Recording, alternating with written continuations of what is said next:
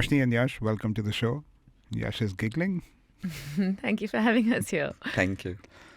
Before we begin, a little bit about both of you, please. Rosh, we'll start with you. So I've been a food and travel writer since 2005. And it started with food and then eventually got layered with travel.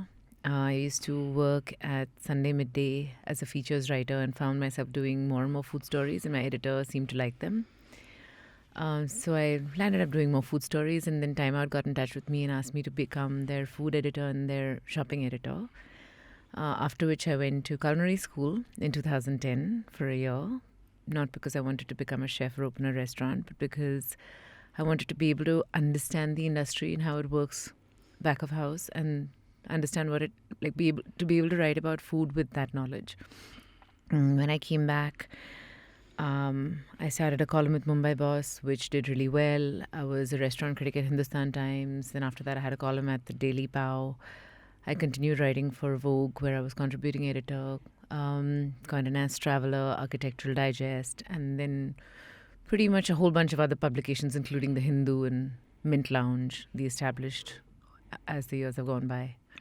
And I might say you're one of the very few people that I would actually listen to when it comes to any of this. Thank you.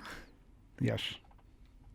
I was just, as she was talking, I was thinking this podcast is going to be on one side of the person being able to articulate so well, and the others as like, how does she know her journey so well? Because every time I do a new founders meet for our employees, I think my story to why we did this changes.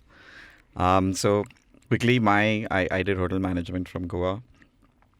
I don't know why I did it, but I started working as a server at a 5-star hotel in Bombay at an Italian restaurant. Did that for 3 years.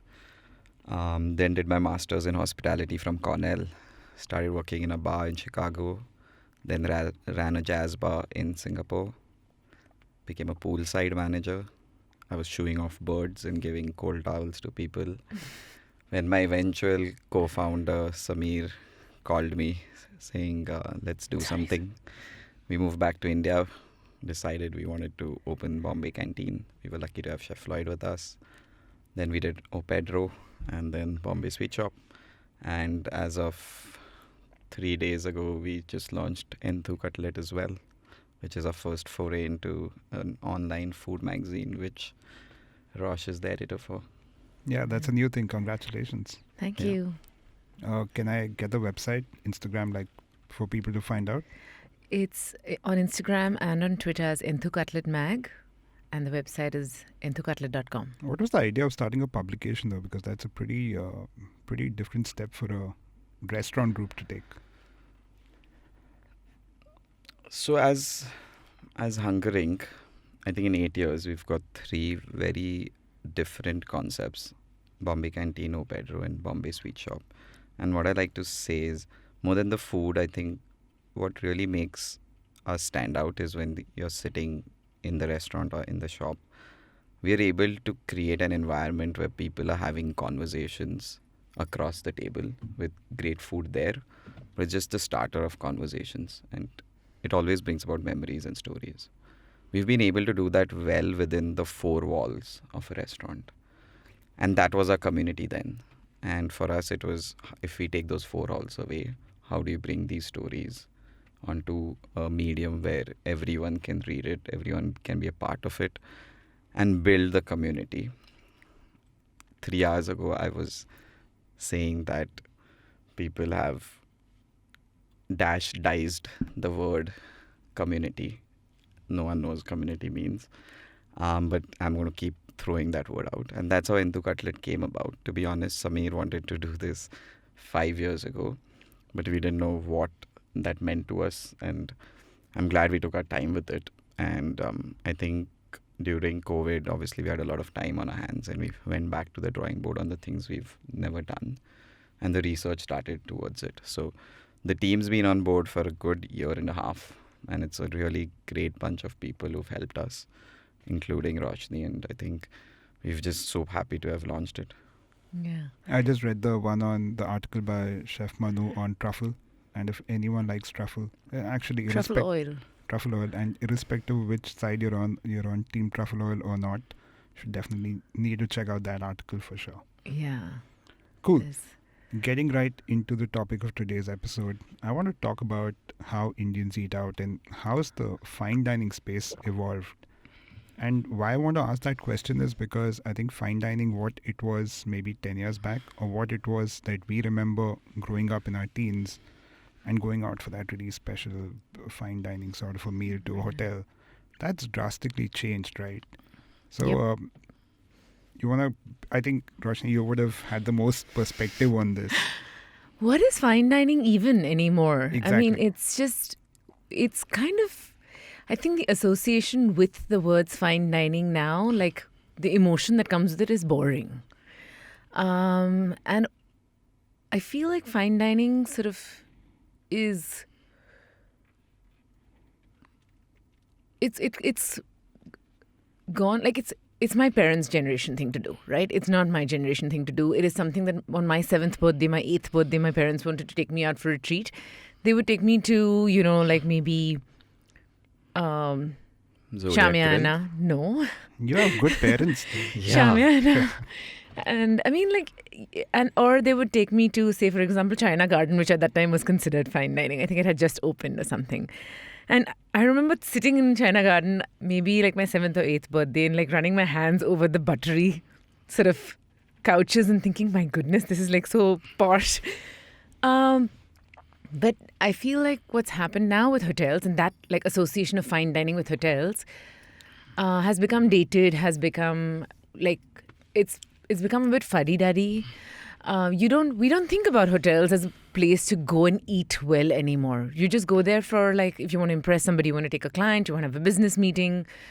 They've become places of convenience. But if I want to really eat well, I'm not going to enter a 5-star hotel anymore. If I'm going to do it, also it's going to be for that like 2 or 3 dishes that I'm nostalgic about, or like maybe if I hear that something amazing's come up. Weirdly enough, if a restaurant opens outside a 5-star hotel, I'm more likely to be excited about it than inside a 5-star hotel. And I've heard of a couple of like really great restaurants opening in central Bombay, like in the Parel area, in the hotels over there. And I keep thinking I'll go there one day, but to be honest, so far that day has not come. When I think about actually going on the day, I'm like, not today, maybe next week.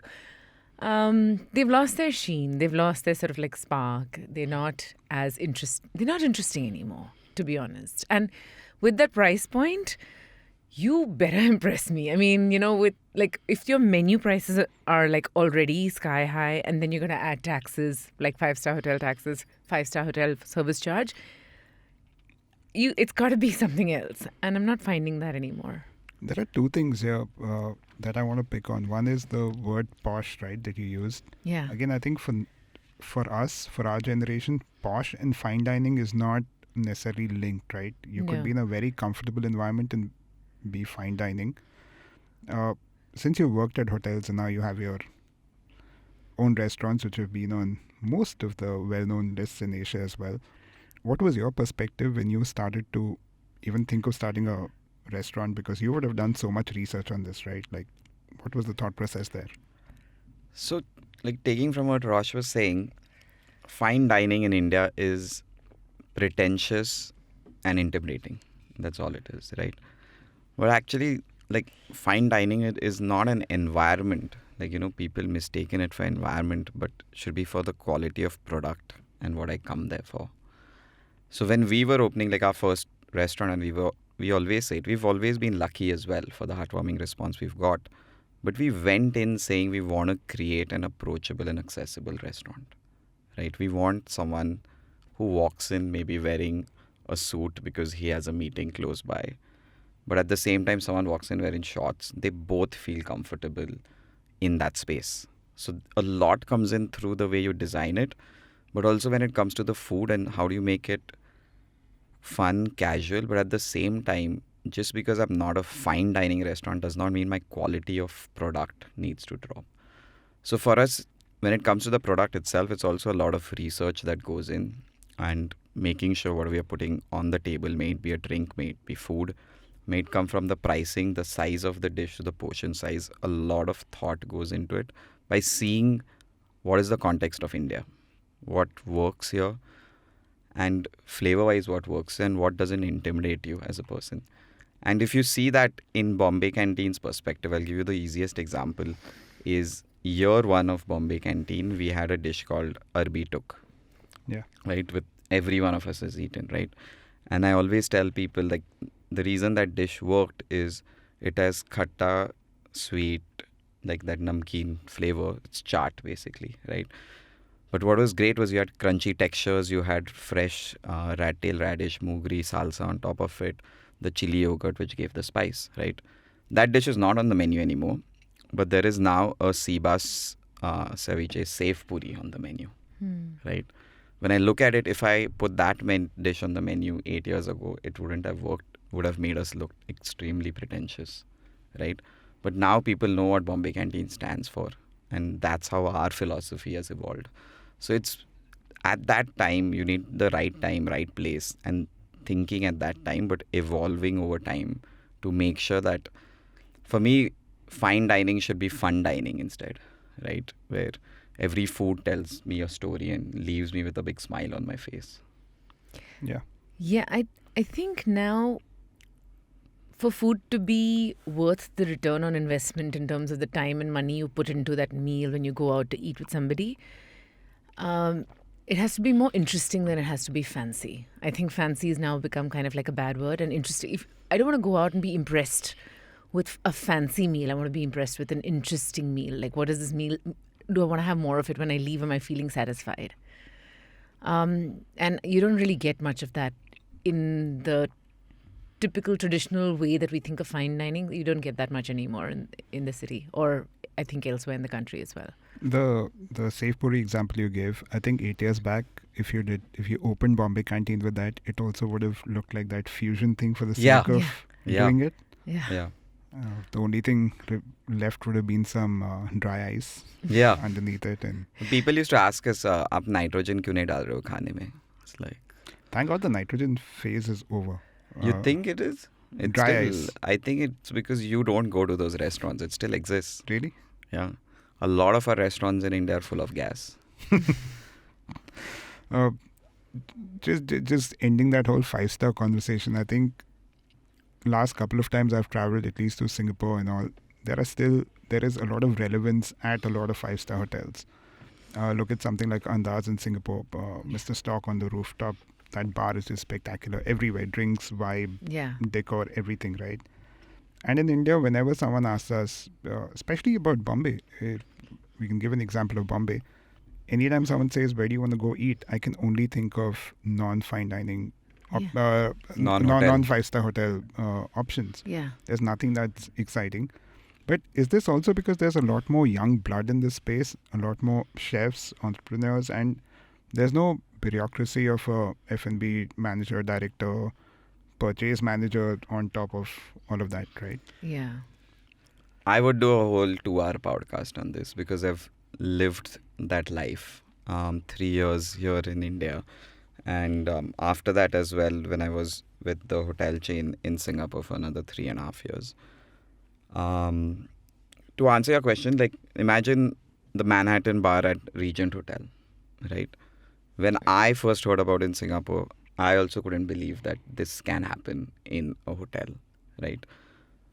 The bureaucracy in India is unimaginable, but the challenge is in India we still go to a hotel restaurant, not we. There's a certain clientele that goes to those restaurants to be seen and to be away from certain people who go to casual restaurants.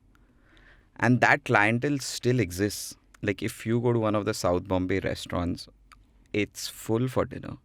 And it really like pisses me off because it's expensive and not great food. But people are there because their fathers went there. They struck deals there. Like a lobby of a hotel in Bombay is where all government deals get struck, I feel. Like you just see it happening. So it's just, from the hotel manager's point of view, he or she is thinking, why do I need to evolve if I'm still making money? If pretentious people are still coming and spending that money. Whereas I think the world over, like even if you look at London, the kind of restaurants and bars, like the artisan which was there. It's happened because people of all genre want to have, in the end, a quality meal. It does not depend on the environment or a hotel or a casual or a freestanding. It's just the understanding of what value is and what a quality drink and food is. And I feel that's going to happen in India only when we as people, or we as start realizing that. There are a lot of young people getting into it, which is great. But also I feel a lot of them are coming in with seeing something in a Scandinavian country and being like, how do I replicate this here? Whereas thinking, okay, I learned technique and I learned something there in the context of India and its ingredients. How do I make the best experience here? So I think what you said is right, but I don't think hotels here are going to change. I don't see hotels that change as well. I think just the point that a lot of restaurants will now try and make the ingredient the hero or the produce the hero. I don't see hotels do that. So I'm guessing you remember, Yash. There was like the eating out was so synonymous with eating at a hotel that a lot of the small little chotu restaurants and gullies in Bombay used to call themselves hotel whatever, right? Hotel Yeah. Prakash, hotel whatever, right? And there was when somebody like named their restaurant hotel whatever, they automatically made it sound like we're going to give you like good food here and good service. But now, actually, I feel like the people who are going to hotels are going to hotels, like he said, because that's, I feel like, the last bastion of my-bap in dining. That's the only place where people do my-bap to you in dining, because now a lot of the service is not about my-bap anymore. And I feel, it's exactly this. It's that the people who want to go there and get a power trip, an ego trip about like the way that they're being served, and then saying, so how are you, whatever. And it's very different from the way it happens in like the more successful independent restaurants, where you will still get great service, but it won't be subservient. Yeah. So I feel like that's sort of the shift that's happening. Which is why our generation that doesn't like that my-bapness is sort of eschewing hotel restaurants. They'd rather go for like, a meal which is really fun and the server can like explain things really well to you, and it's almost like somebody, if you met them outside the restaurant, you could hang out with. I've seen this happen sometimes, that the people who are serving you food, you also realize that these are people you could have gotten a drink with, right? Exactly. It's that sort of a vibe. And I'd any day prefer being addressed with my name if they know me, if I'm regular there, than being sir, right? Yeah. A lot of like what has happened in Bombay over the last, say, 10, 12 years is that the city has become increasingly insular. So this is something that we used to talk about at Time Out, is when the mill lands went from centers of production to centers of consumption, right? This is where the commerce used to sort of like where it used to, the workers used to go. And now workers can't afford a lot of the restaurants and the mills. What's happened is that the people who go to hotel restaurants or even like go to the fancier places come from a generation where they want to. Everybody's very insular, right? You're living in your silos. You're getting out of your apartment. You're getting into your air-conditioned car. You're going to the mall. You go to the multiplex. You're going to the restaurant. You're going to the hotel. Very few people are engaging with the streets. And this is something that we used to bring up a lot, even when it started in 2007, 2008. It's the hotel sort of, there's a very different generation that sort of insulates themselves that way. And our generation, which still likes to engage with the city, be part of the culture, go for gigs, eat street food, art festivals, go to Kotachiwadi, things like that. And then there's a very distinct split. And I feel like that generation sort of like, way this generation's growing and that one's sort of fading away slowly. So I don't know what the future of hotel restaurants will be. I'm hoping that they evolve with it, but yeah. Like what Yash said, I'm not convinced that in India they'll evolve though. Talking about price points, right? At least if I look at Bombay, Delhi, Bangalore, even if I start to bifurcate fine dining versus casual dining in terms of price points, that line is becoming very close though. So that for me again is the thing, that fine dining doesn't, just because it's an expensive meal, it may not be fine dining. If I go to Bombay Canteen versus if I'm going to give me a name of a more fine dining sort of a place in Bombay. Yash can't think of a place that's Without not fine pissing dining. someone off, I'm just trying to say that Yash, say something not stupid. Non-hotel? The point I'm trying to come to is that today, any good food that we would go to, right, in Bombay, any good restaurant, it's ballpark around the same price. But okay, let's do a direct comparison. Wasabi. Hey, you can't throw in Versus- wasabi in Wasabi this. No, no, I'm just saying, Wasabi is a different Till deal. the longest time, Bombay didn't have a good Japanese restaurant. Now we have Izumi. Yeah. Like all three of us go there. I will 100% go to Izumi. Exactly, over right? Wasabi. Yeah. Like wasabi is like buying iPhone 14 for dinner, right? Right? You can't like for me that is a comparison. Why? Because it pisses me off that a restaurant which charges $2,000 a head in Bombay, Japanese, is on an Asia's best list. Yeah. A Japanese restaurant in India, In Bombay. in Bombay. Not even like miraculously somehow that person is going out finding the best fish out of India and like somehow removing the mercury from it and serving it as sushi. No, it's coming frozen from Japan. Yeah. And on Asia's best list, it still like bothers me, as you can see. So that was my comparison, because Izumi is something which I feel changed Japanese food for all of us in Bombay. We used to miss it so much, right? All of us, when we used to travel, first thing, sushi khao. Now you don't need to. Sushi and ramen. Yeah. Yeah, now it's 15 minutes away on like a delivery platform. You took it to wasabi. I wasn't expecting wasabi as the comparison, but yeah, that and you could perhaps eat at Izumi how many times to get to the same amount as a wasabi.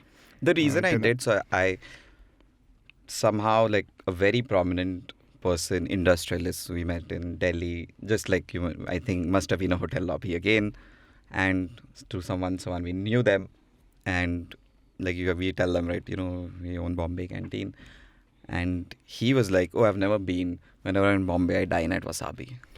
And I was like, you could take your jet and fly to Kyoto and have better sushi. Yeah. How does it make sense? It doesn't. Like, for me, it just doesn't make sense. This is the other thing about hotel. This episode can be titled "Why 5-Star Hotels Suck," but they'll also be so proud that we fly our fish in from these parts of the world. Apparently, some tuna goes from Sri Lanka to Tsukiji market and then comes back to India. I'm sure. I will not be surprised. Yeah. I didn't answer your question, but depends like how you define like this. You're so right about the pricing. Like sometimes, like I have a meal at Bombay Canteen and I go back and I was like, shit, we are getting expensive. And then I actually check the bill and I'm like, oh, I had 5 whiskey sours, so it should be expensive, right? But I'm not saying Bombay Canteen is not expensive. It's going to be expensive. For what we always say with our pricing is, if you really wanted to have a cheap meal, you could, or you could like spend a lot. But I feel like there are like, so we went to New York. We dined at Atomics, which won best restaurant in the US. It's fine dining without being pretentious. Like, it is a counter restaurant. The sommelier's coming to you and not just telling you about the wine. He's explaining to you about the beer that they have and why it's so good, right? The lady who runs the restaurant, she comes in and she just opens this beautiful bag where you can choose these different, beautifully graphically designed chopsticks. Ooh. Just making your meal like comfortable and fun. But the eye for detail. So I went with Nico, and she's left-handed, and he saw that she's left-handed. He just took the small chopstick stand and moved it onto her left side. It's that's what you want in fine dining, is an eye for detail, is when you know that that person is paying attention to you and to each guest differently.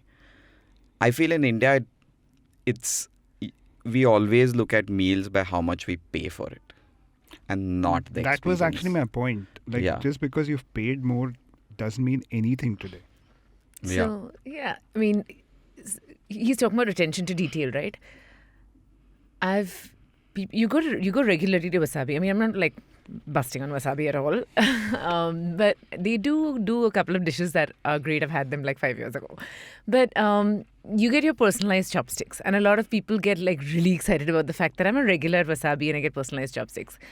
I go to Sanjay Singh Sandwich Wala and he looks at my face and he knows how to make my sandwich immediately. Like he looks at my face. There's not even, we need to make eye contact. I don't even need to say a word. He knows what to do. That's attention to detail. You don't need to pay a lot of money for it.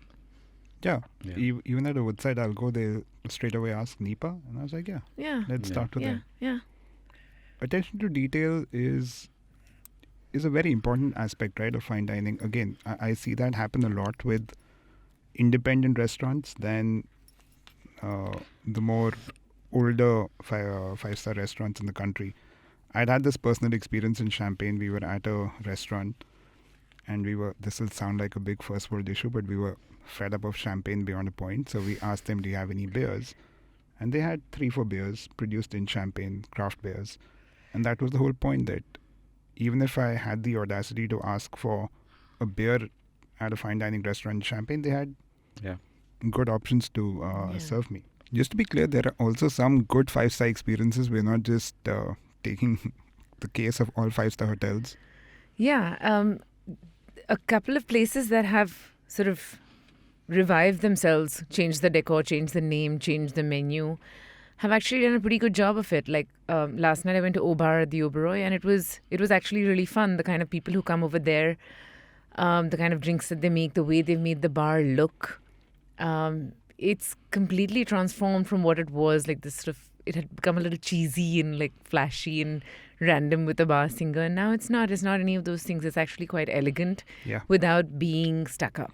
You actually brought about a very good point.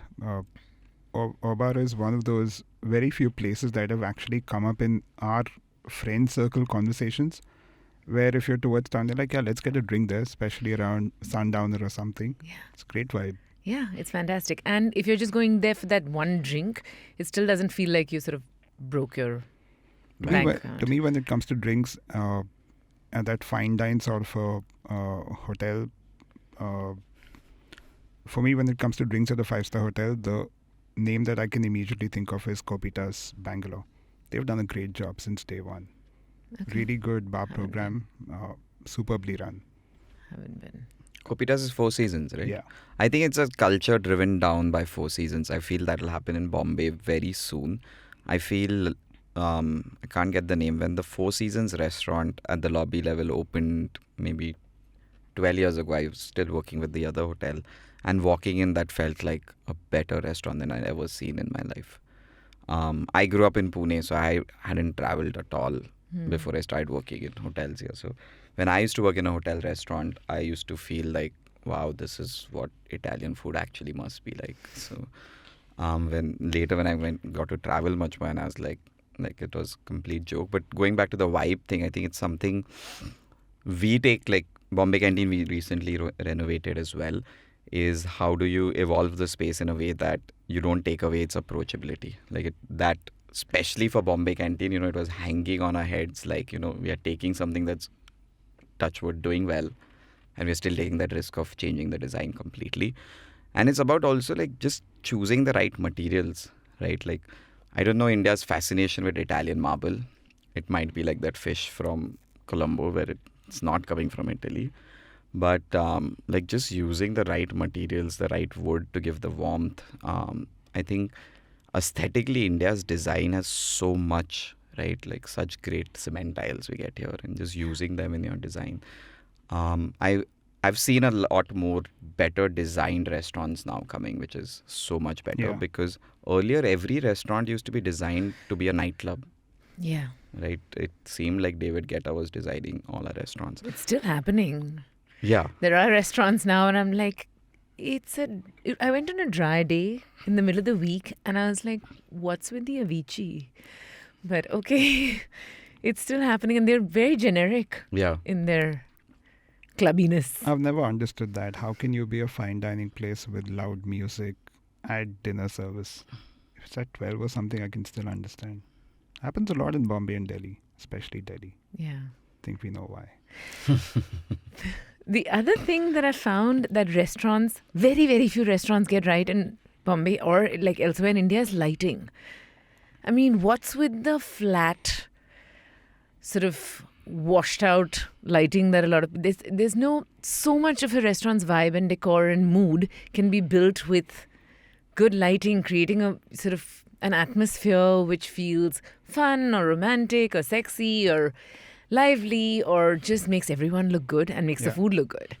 You know, how hard. I mean, there are amazing lighting designers in India since at least the last 15 years. Like, I know I have spoken to a few of them.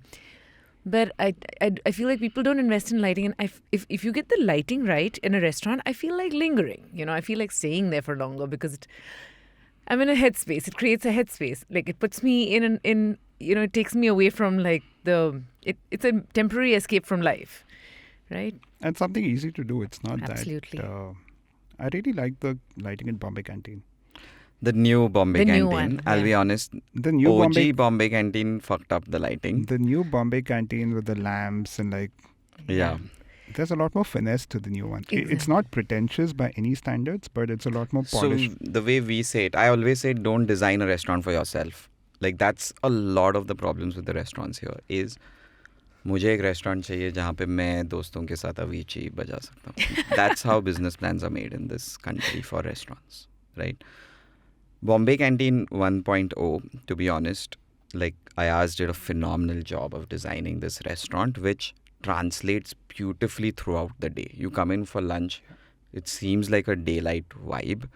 And actually, we don't get a lot of natural light. We were supplementing it through artificial light coming from the outside. And at night, we used to dim down the lights, but the lights did not have that sense of privacy or that we normally expect. For me, what changed it was when we started designing Pedro, and I met a lighting consultant for the first time and said, wow, this profession exists.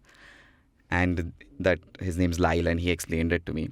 For the new Bombay Canteen, it was all Shonan, who's done Bombay Sweet Shop as well. And the way she's designed the lights, we still have that beautiful transition. Like, if you come for lunch, it's nice and bright. But at night, it's got that sense of privacy, the warmth from the lamps that we've put up.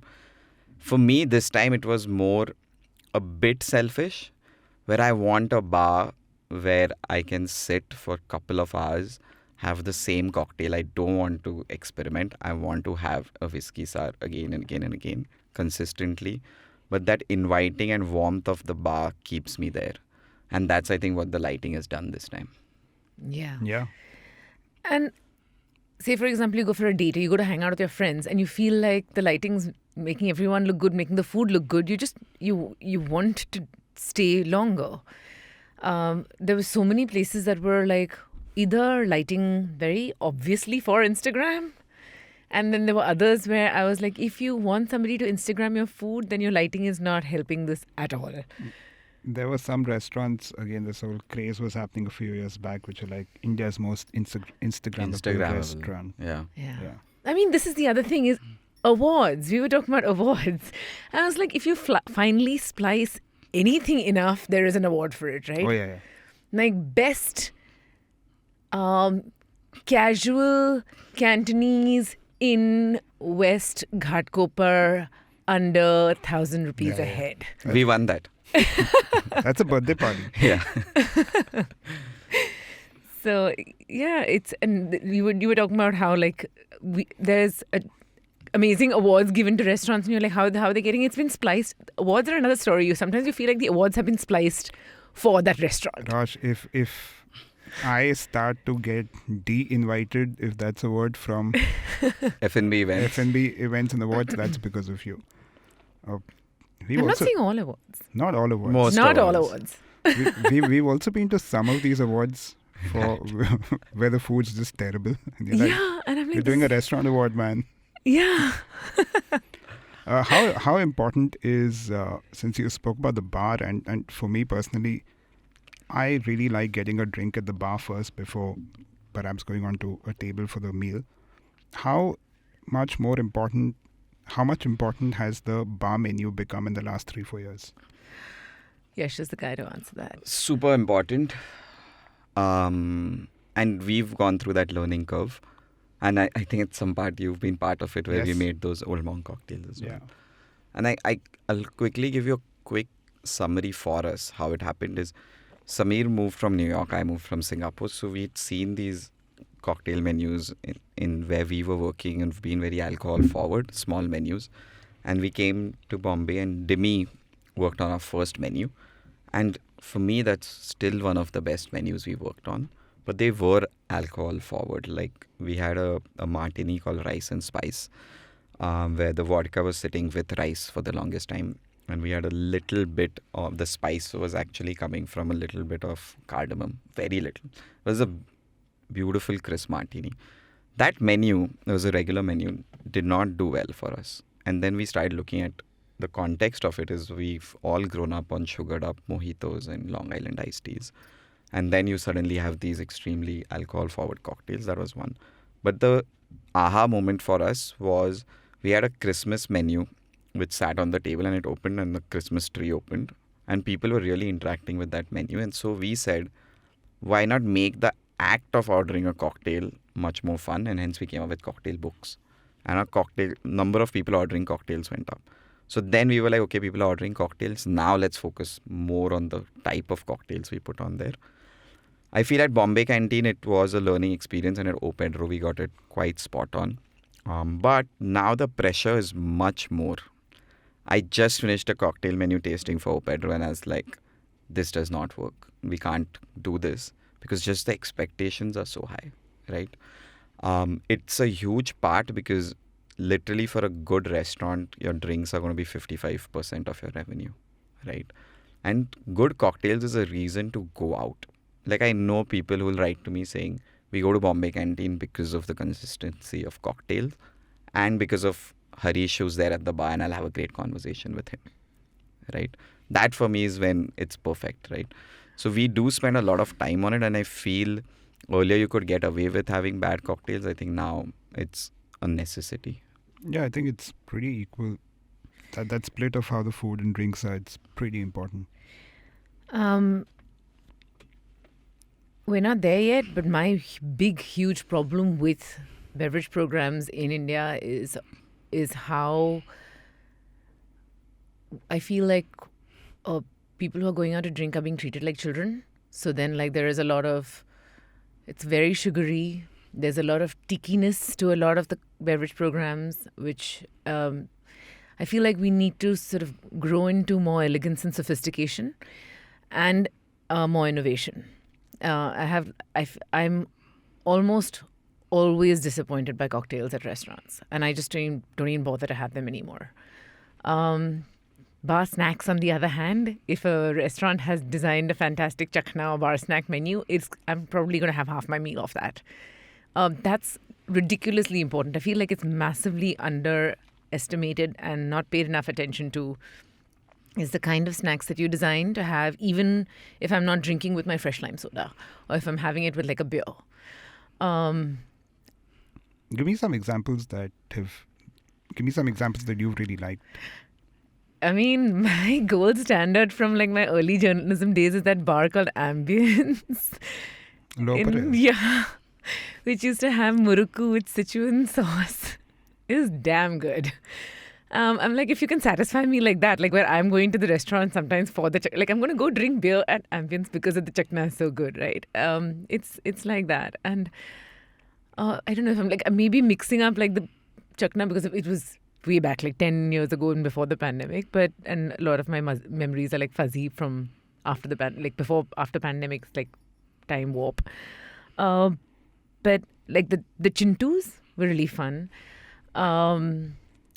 There's about like for example, clubs do a really good chakna. The Harbour Bar does a really fun chakna platter. Harbour Bar Taj. Yeah, and it's just, it doesn't matter, the category doesn't matter. You can go to a dive bar, you can go to a 5-star hotel bar, you can go to a fun casual restaurant. If the bar snacks are fantastic, then I know that you've really thought about your beverage program, that you've thought about your bar menu. Chintus, since you mentioned, are these chaknas at Bombay Canteen. Yeah. And Harbour Bar is the first bar in Bombay.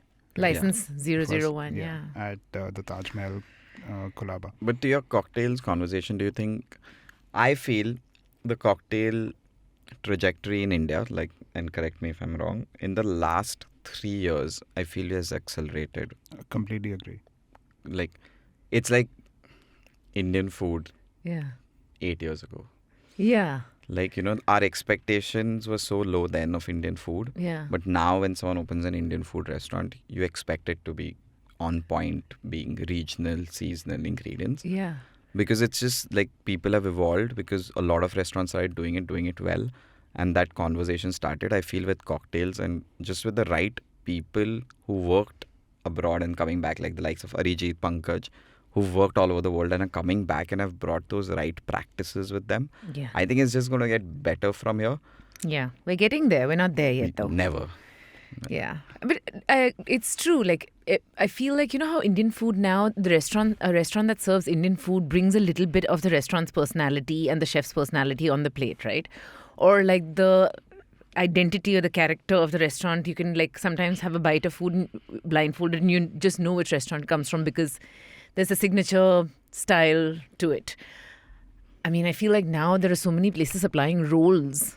Your butter chicken roll, and every place that's doing a butter chicken roll has its own sort of mark of this is how we do it, right? That it would be great to have that coming in more into alcohol and more into cocktails, more into the bar menu. There's been a lot of like copycat, Me Too, sort of money porn, as we say, in say for example, the Negroni is doing well now. Everybody's doing a Negroni, right? Yeah. But Not some people just are doing a Negroni, terribly. a barrel-aged Negroni, Yeah. which didn't sell yesterday, so we'll put it in a barrel and sell it a year later. I do agree with you, but I feel, the bartenders in India, they have one hand tied behind their back with the restrictions that are there. Yeah, that's So, I think to me a lot of times I might go to a place more because of the drinks, and that balance is that weightage has become equal pretty much depending on a place having better food or drinks, and sometimes when you hit the jackpot, both are great. All right, we're gonna take a little break and come back to Aneesh Thing, powered by Kotak Privy League Programme, after these short messages. Hey, it's been another great week on the IVM Podcast Network. On Storytellers and Storysellers, Vineet talks to the editor of Tweak India, Rochelle Pinto. Their conversation ranges from Rochelle's writing origins and her steep learning curve in her early journalistic years. On Explain Like I'm 10, Meghna talks to Akash Banerjee, aka the Deshbhakt, and to IVM producer Snehal on what is patriotism. On The Habit Coach, Ashden talks to Sneha Shah and Shashank Gupta, directors of ISRA, on restructuring beliefs, thoughts, and emotions. On Smarter with Sid, Siddharth talks about the benefits of becoming a visiting faculty. On Pop Rap, Jalasmi, Snehal, and I talk about the comfort television and movies we like to watch to unwind. Once again, don't forget to visit our merch store on ivmpodcast.com. We have some exciting stuff for you over there. Follow us on social media. We are IVM Podcasts on Twitter, Facebook, Instagram, and LinkedIn. If you like our shows, spread the word, tell your friends, and don't forget to rate and review them wherever you're listening. You'll also find our shows on YouTube at youtube.com/IVM Podcasts. And finally, we would like to thank our sponsors this week: Bumble, Heads Up for Tales, Kotak Privy League Programme, and HDFC Mutual Fund. Thank you for making this possible. Welcome back to Aneesh Thing, powered by Kotak Privy League Programme. I'm talking to Yash and Roshni. Roshni is giggling. Yash is also giggling. You spoke about, in passing, Yash, you mentioned about Indian restaurants doing seasonal stuff, right? How does Indian fine dining work? Like, how is one at one level expecting to pay for a much better Indian food experience? Because a lot of times you hear saying, "Ye to main ghar pe kha leta." yeah. I feel we heard that a lot in year one of Bombay Canteen, where the idea was like if you're charging not like a regular Indian restaurant, there should be an asparagus tikka on the menu for some reason. It takes a lot of... that's why I say that she's so good at articulating, but like, you need to be persistent, but you can't be tone deaf, right? Persistent in your philosophy that, yes, we're going to be an Indian restaurant with looking at it from a different prism. We're going to use seasonal ingredients and we're going to put it in a way that it gives you maximum joy when you eat it, right? But when I say tone deaf was when the first 6 months of Bombay Canteen, our vegetarian menu wasn't great. Was because 3 of the founders were carnivorous. So when we used to come up with a non-veg dish, we used to just come up, take that dish, take the protein out and make a vegetarian version of it, right? Without starting from. And that's how, either if you go to a lot of veg restaurants which became non-veg, that's either how it used to work. And that's when we said, yes, we have this philosophy, but we need to be looking at what do vegetarian guests like. Now, the answer is paneer. So we said we are not going to do paneer. But what are they looking for? They're looking for creaminess. They're looking for a certain texture. How can we bring that, right? The thing that you're talking about, chintus, right? So Bombay Canteen's menu is chintu, chotas, badas. And only we see 10% of our guests reach the badas, which is the main course, is because we want you to eat the chotas, to see the depth of India in its food, right? At one point, you're like having a barley jowar salad, which highlights the millets of India. At the same time, you will be having this really nice, Hussain calls it a chip and dip, but it's basically a pumpkin longi, which is like literally like hummus. But now we are serving it with, what is that? Gurda. I'm getting the... Anyways, we're serving it with a regional vegetable and pickled onions. What is everyone's favorite winter, that green thing? Hurda. Hurda, with hurda. Ponk. Ponk. Yeah. With hurda, right? Yeah. Which everyone Ponk, loves. yeah, Like yeah. it's... And we are making these really nice crackers, which are made with ragi. And we are making them ourselves, right? It's about having that point of view, but keeping on evolving that point of view, but not being tone deaf. And it's taken time. Like, we've been asked this question, like presentation, like धुआं क्यों नहीं आ रहा है, or like stuff like that. And we're like, that's not who we are. And for me, fine dining is when food, beverage, service experience. I feel the hospitality and the service experience is what's missing. And that's what I feel for Bombay Canteen, I feel it's not the food, it's not the drink, it's the service experience and the people that make it different.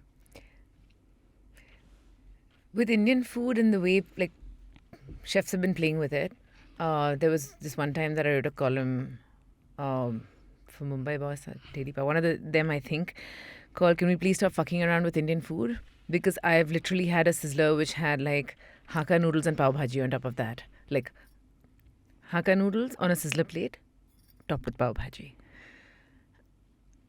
For me, the sweet spot is, don't just astonish me. Astonish me with deliciousness, right? Yeah. Don't just like surprise me for the sake of surprising me. Like, wow, aise bhi kar sakte hain.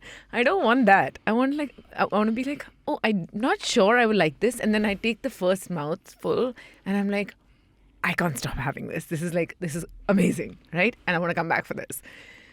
Don't, what we used to say when we were in college, like, don't be different for the sake of being different. But sadly, this has become even worse with reels. Like, we've written a column on it, and then to Cutlet on the dosa guy who makes ice cream dosas. Well, it now. turns out it is tasty. Yeah. But there are so many of these now. Like, it happened in restaurants where people were just, like you said, Hakka noodles with pav bhaji or spherified jalebi with rabdi smoke. Hey, spherified jalebi. I can imagine which restaurant. Spherified jalebi is called bundi. True. That's all it is. True. It exists, right? It's bundi. Yeah. Yeah.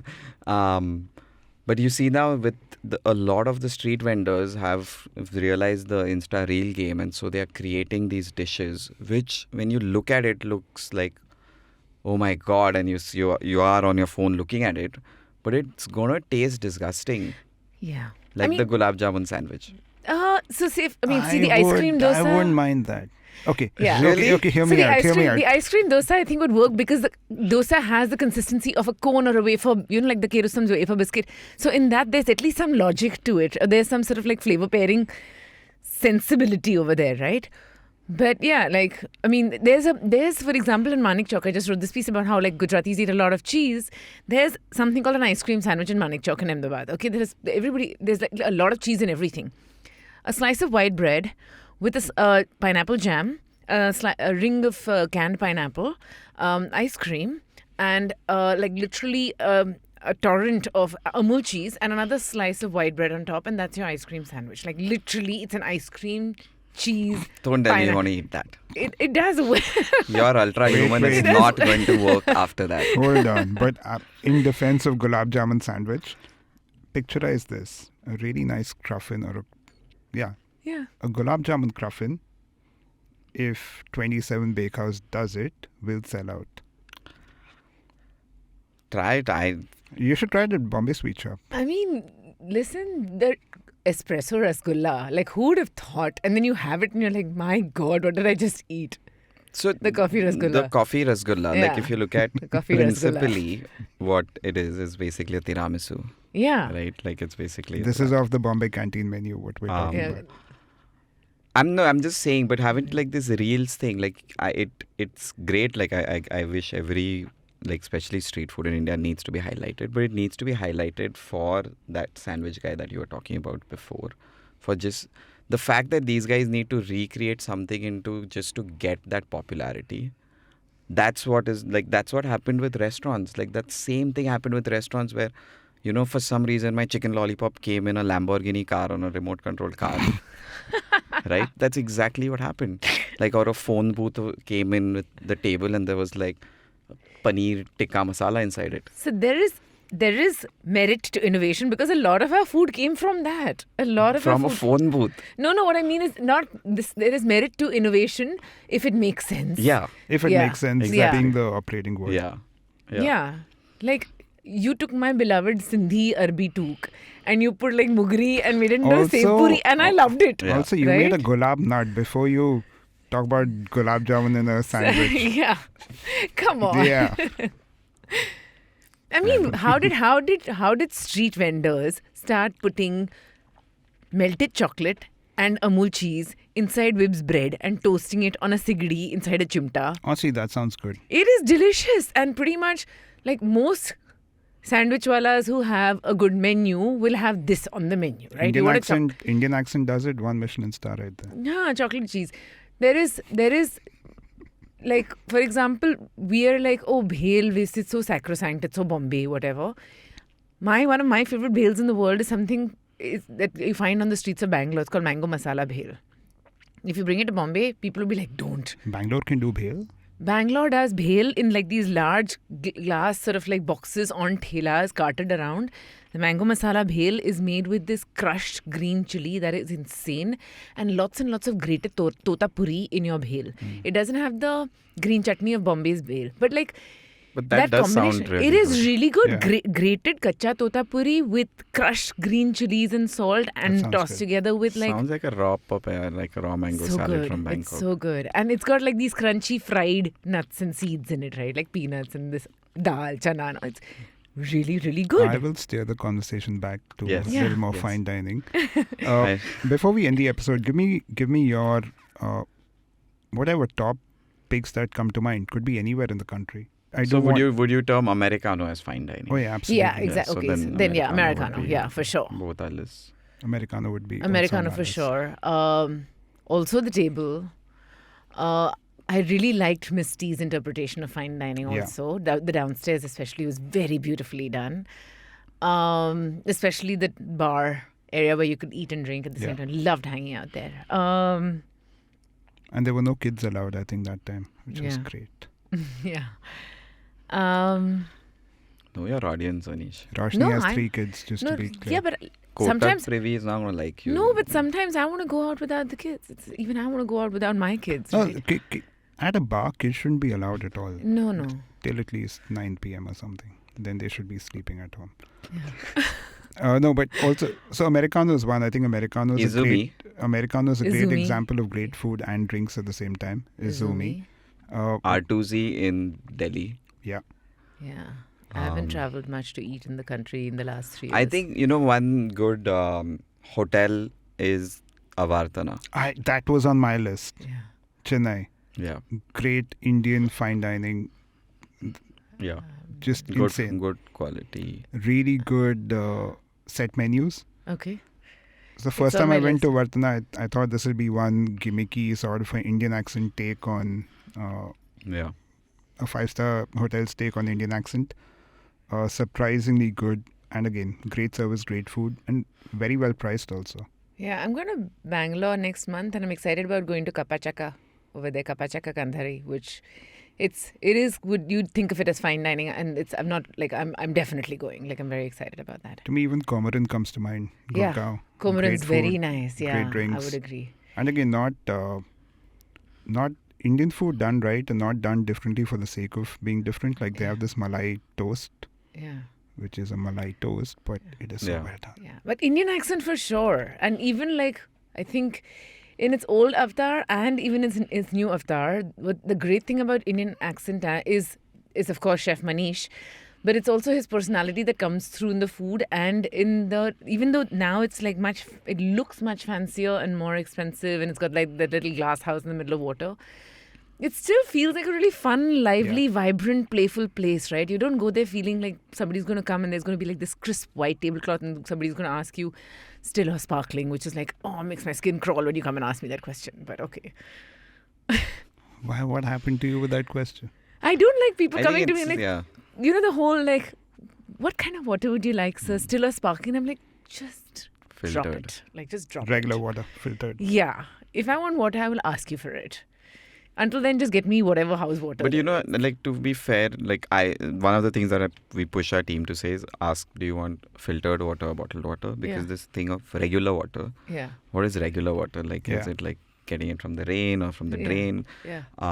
And still we don't get it right. But this still or sparkling, like I was a robot in the hotel and this was like drilled to us because someone in Canada was writing our brand standards, is because the kids working at the Indian accent are drilled because that person, industrialist, wants Perrier and he's going to spend 1,000 rupees on it. Yeah. But yeah, I don't know if we gave you enough a list of No, we restaurants. need more. We We need hardly more. s- Okay. We hardly had. I'm a not going list. to be that person who names my own restaurants. I'll name your restaurants. Don't worry. Bombay Canteen, Pedro are both on my list for both food and drinks. Americano is Umi. Comorin, Indian accent, Avartana, The table. the table, Um, mask. Mask, yes. Mask is definitely fine dining, but also still very, very playful. Also upstairs in mask, the drinks. Oh yeah. Really, really well done. Living room. Living room. Yeah, very nicely done. And again, astonishing me with deliciousness. I look at the drink and I'm like, oh, and then I have a sip and I'm like, my goodness, what did you do? Oh, Slink and Bardo. Oh, Sing and Bardo. Slink and Bardo, very nice. But Sing and Bardo also becomes a party vibe at some point. But really Yeah. nice. You can Yeah. have a steak and you can party, and Santosh is there now making good drinks. Yeah. And again, each of those rooms has a different sort of vibe, different atmosphere. So you can choose your vibe when you enter. Like, do you want to go party it up or do you want to just sit quietly and have like a conversation with your friends over like yummy food? Chef Ali is doing fantastic stuff. Yeah. What about Goa? How's the fine dine scene in Goa? Ooh. I'm not really. For the Gunpowder record. always had used to be good, but I don't know how it is now. Gunpowder's still good. Yeah. For the record, is my new favorite in Goa. yeah. I love it. And like Buland is doing amazing things with cocktails and his ferment station. And like he's really, over the last 1 year, he's really upgraded it. To me, when I went there and the moment I saw the speaker setup, I knew these guys are serious about vinyl, because I think that's going to be another little gimmicky trend where a lot of people will say it's a vinyl night for the sake of doing it. They've done it really well. I think Miguel's in Goa is also Miguel's getting on, right? Petisco, the Japanese one that I wrote, Makutsu. I love Makutsu. I haven't been there. Where is it? It's around the corner from Joseph's. It's like this little, Shinjuku alleyway place which has like literally 8 or 10 seats and like somewhere between izakaya and omakase, but very tiny. Yeah, really, really good food. One place I think which is doing great is in the conservatory. There's a hidden ramen shop in Bangalore run by Chef Kavan. I think that's doing phenomenal. Yeah, that's good. Okay. Yakitori. Makutsu's Yakitori around the corner, like next to Joseph's in Fontaine House. All right. We finally have a decent list in place. Well, thank you so much for coming on the podcast, both of you, and all the best for Entu Cutlet. Yeah. Thank you Can so I much. have both of your Instagram handles? My Instagram is at YashWecan. YashWecan. My Instagram is my name, Roshni Bajaj, and you can identify me actually more easily from my DP, which is a red jalapeno. Perfect. Thank you, guys. Thank you. Thank you.